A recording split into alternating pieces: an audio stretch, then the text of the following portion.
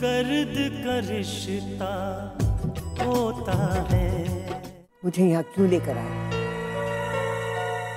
अगर तुम्हें रुपए चाहिए तो मैं दूं, लेकिन यहाँ किसी मासूम की जिंदगी का सवाल है, मुकुंद प्रसाद की इज्जत का सवाल है। आप हमारे लिए कोई परेशानी खड़ी ना करें। अगर आपने हमारे लिए परेशानी खड़ी करने की कोशिश की तो सबसे ज्यादा परेशानी आपको होगी।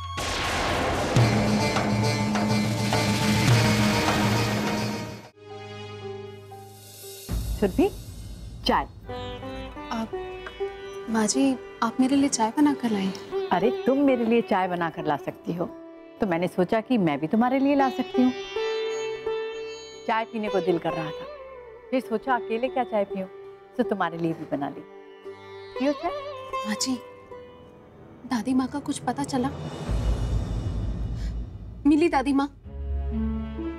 आप चुप क्यों है माँ जी? बताइए ना।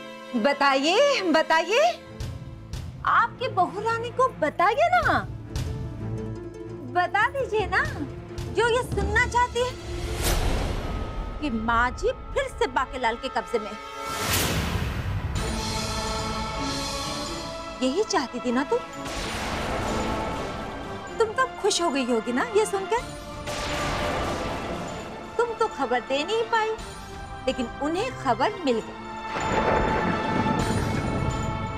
जाने दो ना सरस्वती। क्यों जाने दो दीदी? अरे सोच सोच कर जी चलता है। जिन लोगों ने हमारी खुशियों में आग लगाई और गलती से हमने उन्हीं के साथ रिश्ता जोड़ दिया। जिनके साथ हमारा रिश्ता था वो भी तो गद्दार निकले ना सरस्वती। बाकेलाल की बात कर रही हूँ। मैं समझती हूँ दीदी, इसीलिए तो बाकेलाल को जलील करके इस घर से निकाला गया है। लेकिन उनको साथ देने वाले मुकुंद प्रसाद के रिश्तेदार को हमने बहू बनाकर घर में बिठा लिया। मुझे तो लगता है कि माँ जी अगर बाकेलाल के हाथ में लगी है तो उसके पीछे जरूर मुकुंद प्रसाद का हाथ होगा।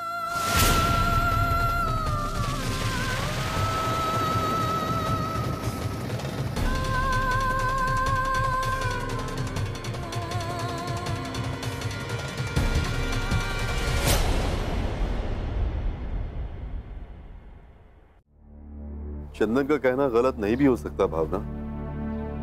हो सकता है वैभव यहाँ अकेला ना आया हो, अमरनाथ और केदारनाथ उसके साथ आए। कोई बड़ी बात नहीं।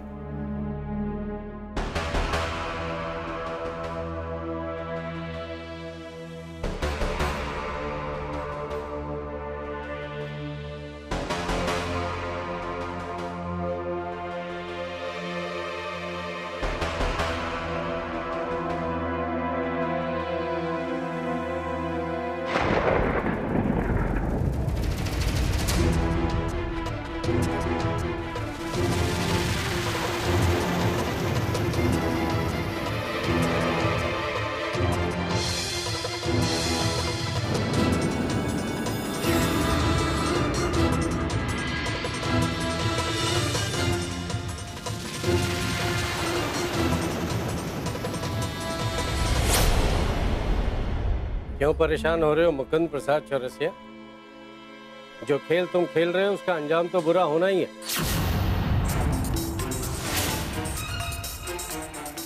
लेकिन हम यहाँ तुम्हारी कोई जायदाद छीनने नहीं आए। एक बार फिर अपनी माँ के बारे में पूछने आए। कहाँ है हमारी माँ? क्या सोच रहे हो मुकुंद प्रसाद? हमारी माँ अब भी तुम्हारे पास यही है कि उन्हें कहीं और छुपा कर आए? बताओ। हमें ये अच्छी तरह पता है कि बाकेलाल भी यहीं है, और हमें ये भी अच्छी तरह पता है कि हमारी दादी माँ भी यहीं है, जिसे चंदन जबरदस्ती यहां लेकर आए।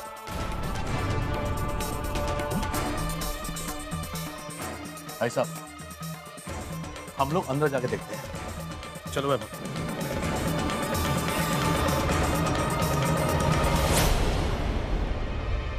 मुकुंद प्रसाद चौरसिया, एक तरफ वो सुरभि है जो लगातार हमें ये यकीन दिलाने की कोशिश में लगी हुई है कि तुम एक शरीफ और नेक इंसान हो।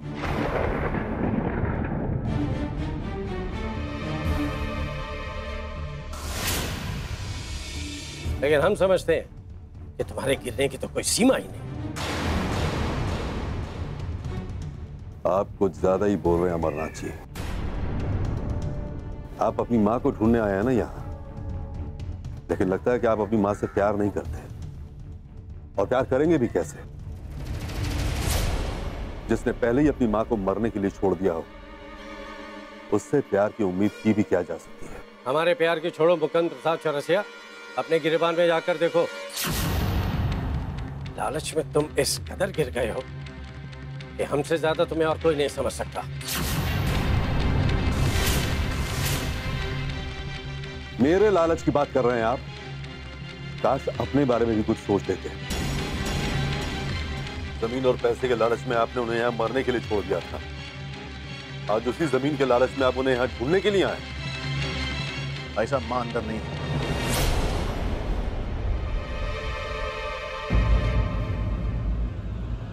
क्यों सुरभि के जिंदगी के साथ खेल रहे हैं आप लोग?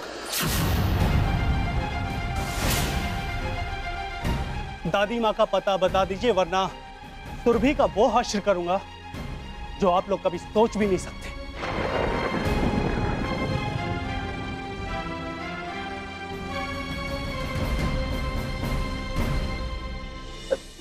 नहीं नहीं, मेरी सुरभि बेकसूर है, बेगुनाह है।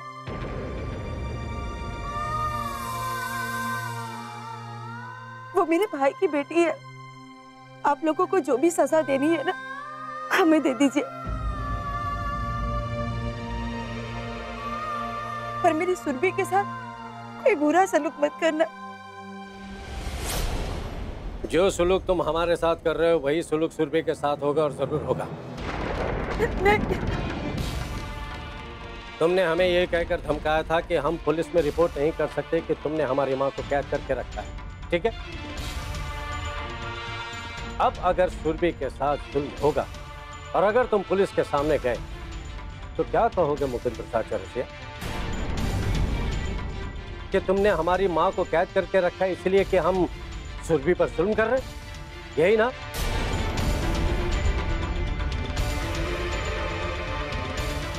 क्या तुम्हें पुलिस के सामने कहने की ये हिम्मत होगी? नहीं मुकुंद प्रसाद चौरसिया, और इसी तरह तुम्हें हर बात का जवाब दिया जाए, इसी तरह।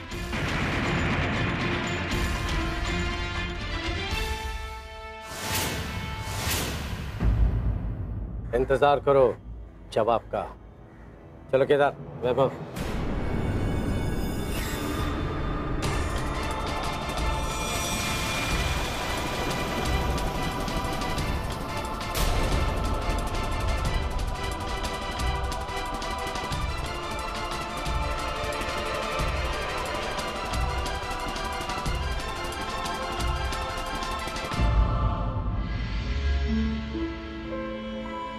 ए लीजिए दुलिया साहब, एक छोटा सा नजराना, मेरी खून पसीने की कमाई में से। मेहनत की कमाई और आप? हाँ हाँ, अरे भाई, जिनके पास मैं काम करता हूँ उनकी नजरों से बचाकर, उनके साथ हेरा फेरी करके ये सब पैसे बचाए, इसमें भी तो मेहनत लगती है ना अपने हिसाब से। इतने से क्या होगा सेठ जी? ये तो 2-4 दिन में खर्च हो जाएंगे, और बुढ़िया को तो महीने भर तक संभाल कर रखना है। हाँ हाँ, बस 1 महीने का तो इंतजार कर रहा हूं, और उसी के लिए मैं अपनी जमा पूंजी इन्वेस्ट कर रहा हूं। बस 1 महीना संभाल लो डोलिया साहब, उसके बाद तो फिर पैसा ही पैसा अपने हिसाब से। बाकी लाल जी, एक बात बताऊं आपको, ये बुढ़िया है तो बहुत समझदार। हाँ हाँ, बहुत समझदार है डोलिया साहब, और अब तो सारा मामला उसके सामने आ चुका है। जरा सी भी ढील मत देना, जरा सा भी चौखट से बाहर कदम मत निकालने देना। अगर बुढ़िया हाथ से निकल गई तो ना कुछ हमारे हाथ आएगा और ना ही तुम्हारे हाथ अपने हिसाब से। सवाल तो वही है सेठ जी कि अगर बुढ़िया ने भागने की कोशिश की या हमें चकमा देने की कोशिश की तो क्या करेंगे? हाँ, ये जरूर सोचने वाली बात है अपने हिसाब से। बांकेलाल जी, एक बात बताइए, आप उस बुढ़िया को 1 महीने तक जिंदा क्यों रखना चाहते हैं? क्या कोई लिखा पढ़ी करानी है? मेरा मतलब दस्तखत वगैरह कराने हैं? नहीं, वो सब कुछ हो चुका है। तो फिर उसे पालने की जरूरत क्या है? हाँ हाँ, रखना पड़ेगा जिंदा। अरे भाई, मजबूरी है। अरे इस बुढ़िया की वजह से ही तो इन सब लोगों को मुंह बंद रखने पर मजबूर किया है मैंने। ठीक है, लेकिन अगर कभी उसने भागने की कोशिश की तो क्या होगा? मार देना उसे। क्योंकि अगर बुढ़िया मरे तो भी इस घर में, जिंदा रहे तो भी इस घर में, और अगर गलती से तुमने उसे मार भी दिया और वो मर गई तो इसकी खबर बाहर नहीं जानी चाहिए। अपने हिसाब से किसी को भी इस बात का पता नहीं लगना चाहिए कि बुढ़िया अब इस दुनिया में नहीं रही। खास तौर से मुकुंद प्रसाद चौरसिया और अमरनाथ को इस बात का पता नहीं लगना चाहिए कि बुढ़िया अब इस दुनिया में नहीं रही। अपने हिसाब से। यानी कि बुढ़िया जिंदा रहे या मरे, उन दोनों लोगों के हाथ में नहीं आनी चाहिए। हाँ बिल्कुल। अब मामला सिर्फ 1 महीने का है ढोलिया साहब। अब आप जैसे चाहो संभाल लो अपने हिसाब से। एक बात का ख्याल रखना, ये बात किसी भी कीमत पर पुलिस तक नहीं पहुंचनी चाहिए। कहीं ऐसा ना हो कि इस बुढ़िया के बारे में पुलिस छानबीन शुरू कर दे। अगर ऐसा हुआ तो हमारे लिए बहुत मुश्किल हो जाएगी। कोई परेशानी नहीं होगी आपको ढोलिया साहब। इस मामले में कोई भी पुलिस स्टेशन जाने वाला नहीं है अपने हिसाब से। तो मैं चलूं? जय गंगा मैया। हाँ, जय गंगा मैया।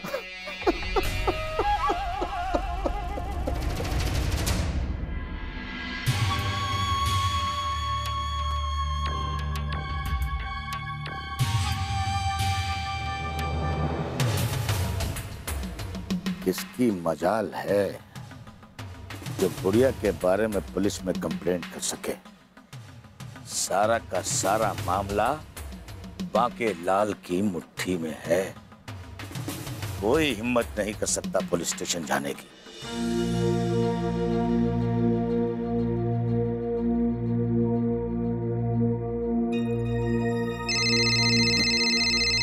ये किसका फोन?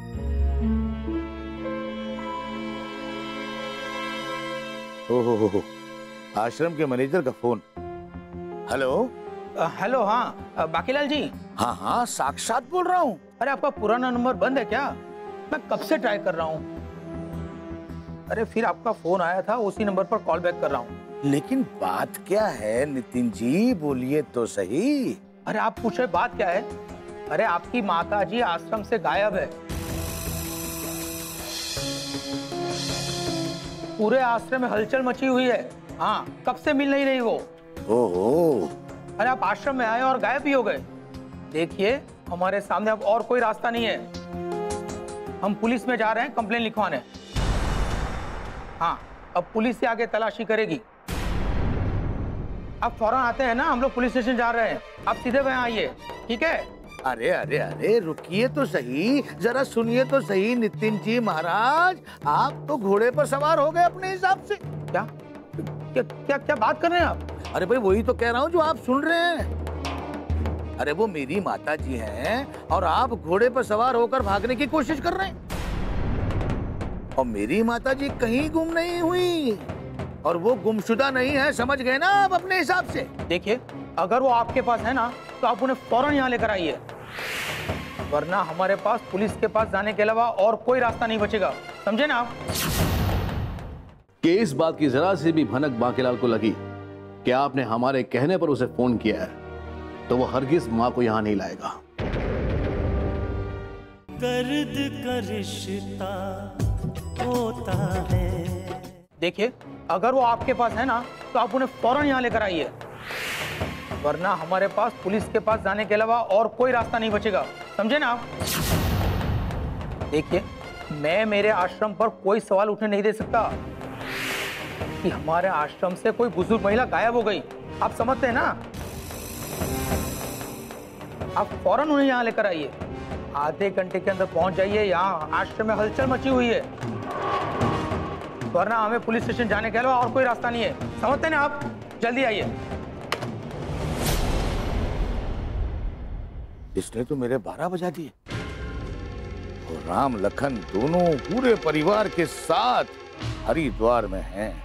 अगर बुढ़िया को मैं आश्रम में ले गया तो सारा का सारा काम गड़बड़ हो जाएगा और बुढ़िया को तो लेकर जाना ही पड़ेगा, नहीं तो बहुत गड़बड़ हो जाएगी अपने हिसाब से।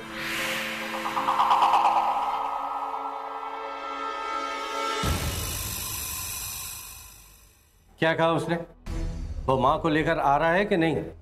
आपने जैसे बताया था मैंने उसके साथ ऐसे ही बात की है। मैंने उसे धमकाया भी है कि अगर वो नहीं आएगा तो हम लोग पुलिस स्टेशन में कंप्लेन लिखवाने जाएंगे। पुलिस स्टेशन में जाने से रोकने के लिए वो माता जी को लेकर जरूर आएगा। ठीक है, अगर बांकेलाल माँ को लेकर नहीं आया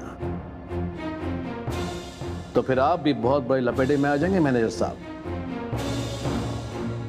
कि एक बुजुर्ग महिला को गलत नाम से आपने इस आश्रम में रखा। उनका नाम गंगा है और कावेरी के नाम से आपने उन्हें यहां रखा। मुझे क्या पता कि उनका नाम गंगा है, कावेरी नहीं। और उन्होंने खुद भी नहीं बताया कि मेरा नाम गंगा है। और आपकी इस लापरवाही की वजह से कितनी बड़ी साजिश हुई है, इस बात का अंदाजा नहीं लगा सकते आप। आप लोग मेरी मजबूरी भी समझिए। मैंने जानबूझकर तो ऐसा कुछ नहीं किया है ना। अब आप लोग मुझे दोषी क्यों ठहरा रहे हो? बस आपके लिए भी अच्छा ही होगा मैनेजर साहब कि वो हमारी दादी माँ को लेकर यहाँ आ जाए। वो आएगा, जरूर आएगा, बस आप लोग थोड़ा इंतजार कीजिए। एक और बात समझ लीजिए मैनेजर साहब, कि इस बात की जरा सी भी भनक बांकेलाल को लगी कि आपने हमारे कहने पर उसे फोन किया है, तो वो हरगिज मां को यहां नहीं लाएगा। और अगर ऐसा हुआ तो मैं तुम्हें जेल पहुंचा कर ही रहूंगा। भाई साहब प्लीज आप ऐसा कुछ मत कीजिए। देखिए, वैसे भी इस आग की घटना से छानबीन शुरू हो गई है।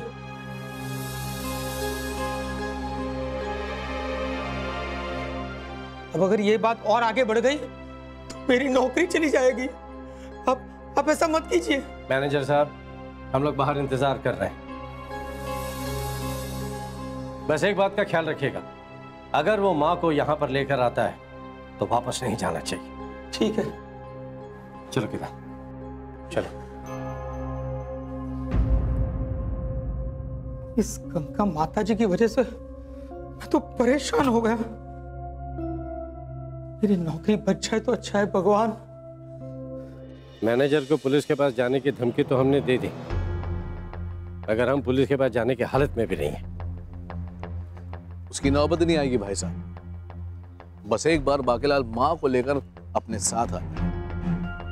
माँ हमारे हाथ लग गई तो मैं बांकेलाल को यहीं सबक सिखाऊंगा।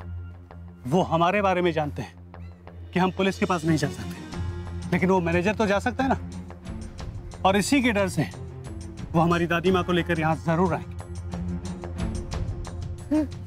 बांकेलाल तुम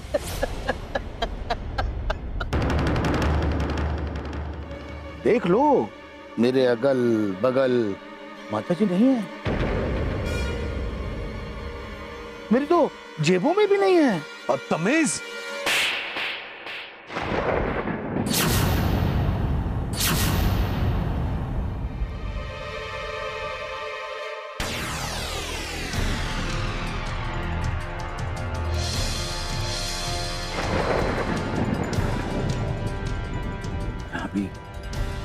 यहाँ भी मारो केदारनाथ।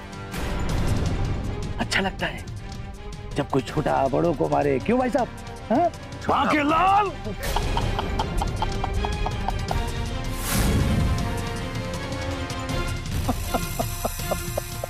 मालूम था केदारनाथ कि ये खेल आप लोगों का खेला हुआ है ना? अब तो मालूम पड़ गया ना। मुझे मालूम था कि आप लोग यहीं पर मिलेंगे और मिल गए। और अब तो आपको मानना पड़ेगा कि मैं बाकेलाल शर्मा बहुत दूर की सोचता हूं, जहां आपकी सोच नहीं पहुंच सकती। अपने हिसाब से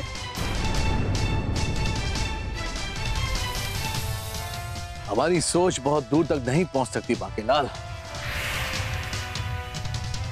ठीक है, लेकिन मेरे हाथ तेरे चेहरे तक पहुंच सकते हैं।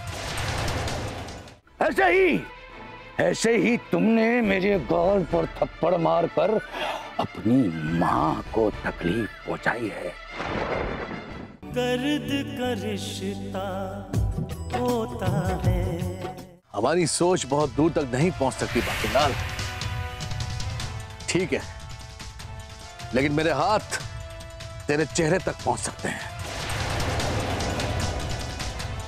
और तेरा चेहरा तो क्या, तेरी गर्दन तक पहुंच सकते हैं, समझा?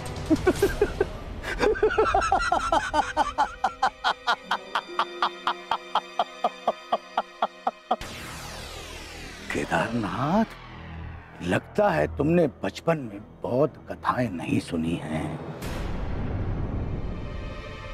वो जो बचपन में कहानियां सुनाई जाती थी ना, लोरियां सुलाने के लिए, उसमें एक तोता होता था और उस तोते में राक्षस की जान होती थी।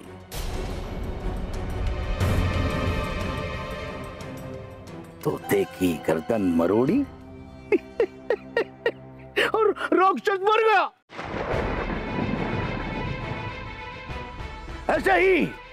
ऐसे ही तुमने मेरे गाल पर थप्पड़ मारकर अपनी मां को तकलीफ पहुंचाई है।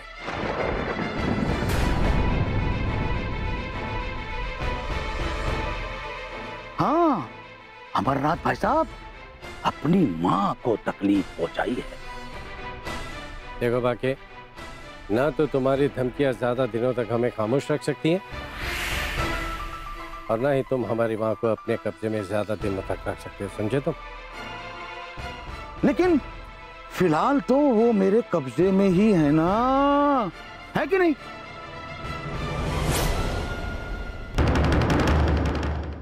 आप एक बार पापा जी को फोन करके पूछ लीजिए ना कि वो कब तक आ रहे हैं। क्यों? तुम क्या करोगी जानकर? क्या ये जानना चाहती हो कि वो लोग वहां रुकने वाले हैं कि नहीं, वापस आने वाले हैं कि नहीं? हाँ, एक बात का और ध्यान रखना, इनके कदम कभी भी हमारी चौखट के बाहर नहीं जाने चाहिए।